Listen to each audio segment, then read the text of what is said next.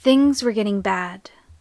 Ever since the strange ordeal that took place outside Nightshade, Karma just seemed to get even more violent towards you.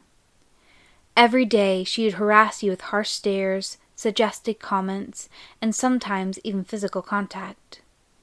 The overwhelming amount of sadistic notions you were being put through pumped gallons of stress into your system. If Karma noticed your overly nervous form, she wouldn't comment, only fueling it with that fucking smirk and evil eyes. It was driving you over the edge to the point where reality was cruelly twisting into one fact. That it was you being experimented on, and not her. And it scared the shit out of you. You mentally counted down the days once more, becoming relieved when you realized that your project would come to a close in less than a week. And then you'd be free from it all. The sadistic comments, the psychiatric ward, this whole goddamn asylum. Although, even if you were free from the harassment of Miss Akabane, you'd still be under the complete control of Raku, the complete asshole who you just happened to catch the eye of. A harsh arm slung itself around your shoulders, immediately pulling you from your thoughts. Your eyes were met with Raku's own, whose were filled with a sadistic lust that sent familiar memories flooding into your mind. You muttered, avoiding eye contact and turning to once again stare out the glass window of the bus. Takun huffed, taking note of the absence of Miu and sliding into the seat to join you.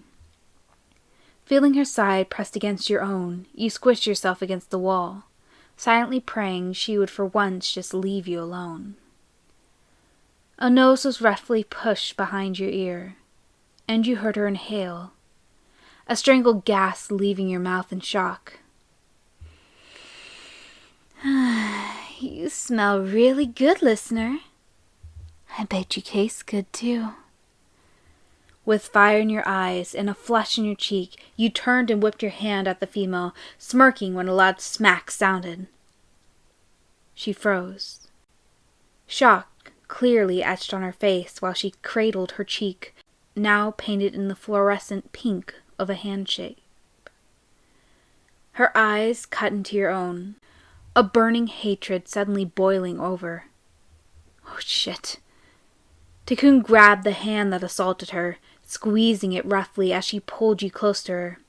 Wild eyes burned into your own, and a stinging pain shot up from your forearm, from her grip. You struggle, trying to wrench your own hand away, but her grip only got tighter and tighter until... pop. A small shriek escaped you as you felt your fingers beginning to pop under the pressure, your skin covered in a harsh purple bruise. Takun, pleased with the damage, grabbed your hair and wrenched you to meet her gaze. Never, ever touch me again, you little man-whore, or you'll be walking away with much more damage than a bruised hand. The bus stopped, and she slid out with ease, as you silently watched your attacker grow, your hand throbbing. What a douche. After a talk with some staff, some cream-colored gauze, and an ice pack, you finally began to make your way to Karma's room. Your breathing was slightly harsher than usual, anxiety flowing through your veins at racetrack speed. Checking your watch, you realized you were 6 minutes late. Would she question your lack of time punctuality? Would she laugh and make fun of your story? Would she ask you about the bandages? "You're late, listener-kun," the voice cooed, and your feet skidded to a stop, with a harsh thud. Plastering a smile on your face, you turned to the redhead. "It's fine. Sit." You immediately complied, dropping into the chair that was provided for you.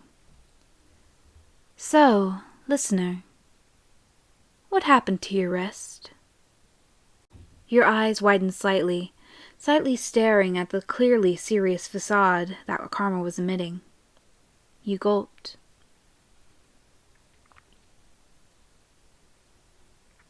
"Listener-kun, you know how much I hate it when you lie. So, why don't you tell me what happened to your hand?" Her voice turned dark. A knife of disturbing tones cut through the air around you. Her eyes seemed to glow in the dim room, giving her a terrifying look that sent shivers through you. You'd almost forgotten that you were in the presence of a mass murderer, a very, very dangerous person.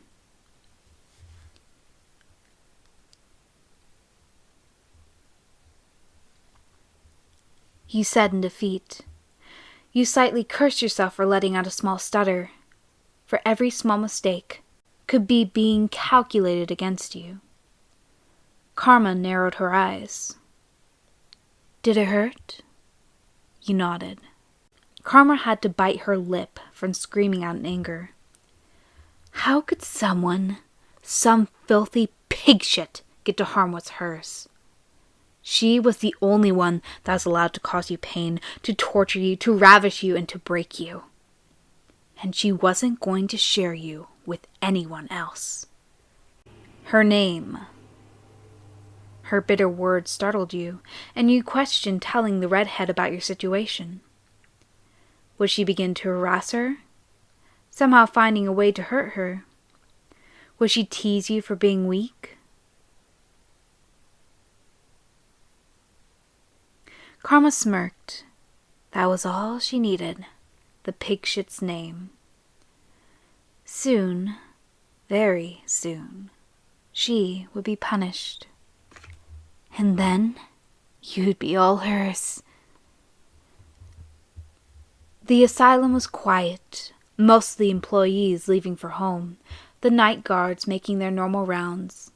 The hallways were dark, and adding to the silence it gave off an almost peaceful vibe. Most of the patients were asleep, their groaning and pitiful cries at an end. Karma stood alone, her arms finally free from the jacket.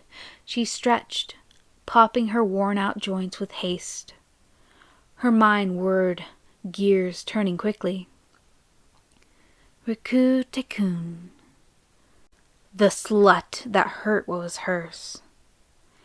And she was going to pay for it. Tonight. Karma swiped at her face, her hands staining a dark crimson. Looking down, she glanced at the corpse beneath her disdainfully. Kicking the body, she glanced at the keycard that bulged against her pant pocket. Grabbing the key, she made her way over to the cell, leaving behind the guard. She never stood a chance. Swiping the card over the door, the padded wall opened with an audible click. Stepping into the hallway, Karma began to make her way out to the ground level. Her feet made audible echoes in the hallway, alerting a hiding guard of her whereabouts. The guard blew his whistle, and Karma ran. She ran up the stairs, down a hall, past a barricade, and into the woods. Panting slightly, she leaned against a tree, staring into the night. Crickets cooed in the night, and an owl sat in the distance. It was peaceful, the world not realizing their mistake. A loud siren began to blare, alerting security of her escaped nature. Guards and watchdogs poured out of the building, clearly trying to find the redhead. Karma smirked, beginning to make her way by the road, the chaos behind her beginning to fade. She escaped, and now she was after you.